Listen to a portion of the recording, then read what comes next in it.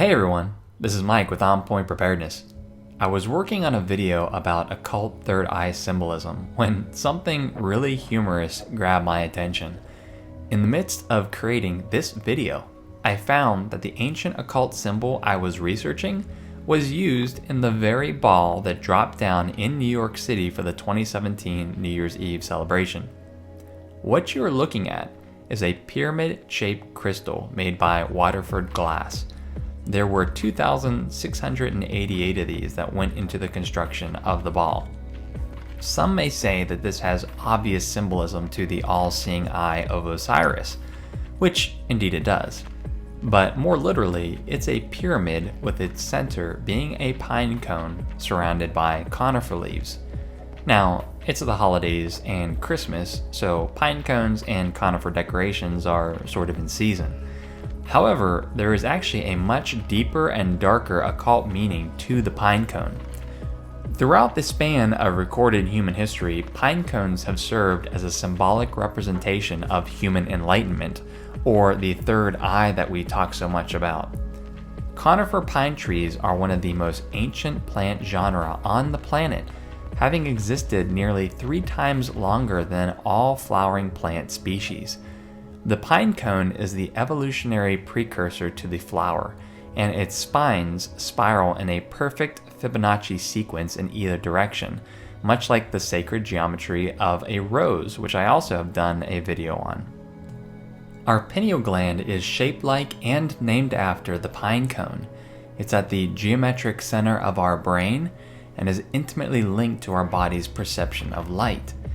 It is the pineal gland that is considered by so many occultists and pagan religions to be our biological third eye, the seat of the soul, or the epicenter of enlightenment.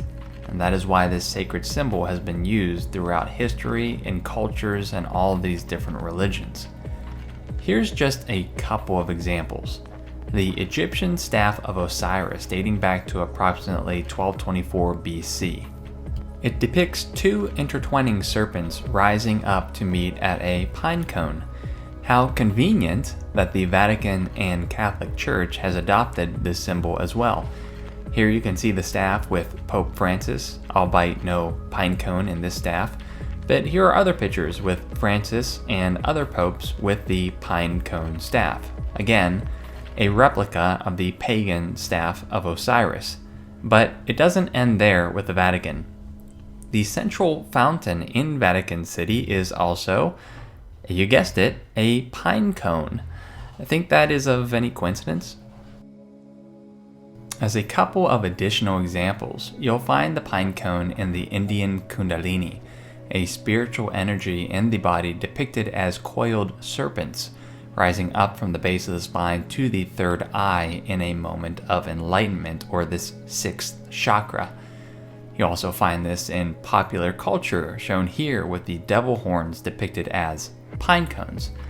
I also found it rather interesting that there is one theory which proposes that the pine cone was actually the fruit from the tree of knowledge of good and evil purported in Genesis to have been eaten by Eve at the urgings of a serpent. This concept proves particularly provocative given the consistent reappearance of the pine cone images with serpents and snake references across the cultures. You even see this one here with the serpent eating a pine cone as a sacrifice. However, I'm sure it wasn't that tasty of a fruit for Adam and Eve. The symbol of a pine cone literally branches off into almost every pagan religion, the Vatican, Freemasonry, etc. I could be here for a couple of hours showing you pictures of where the pine cone is used in all sorts of religious ceremonies. So, what do you think? Was the 2017 NYC ball drop an innocent pyramid with pine cones? Or is it something more dubious?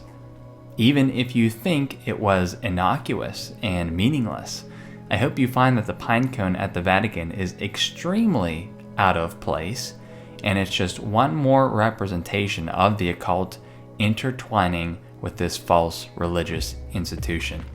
This is Mike with On Point Preparedness. Hope you guys enjoyed this video. Until the next one, I'll see ya.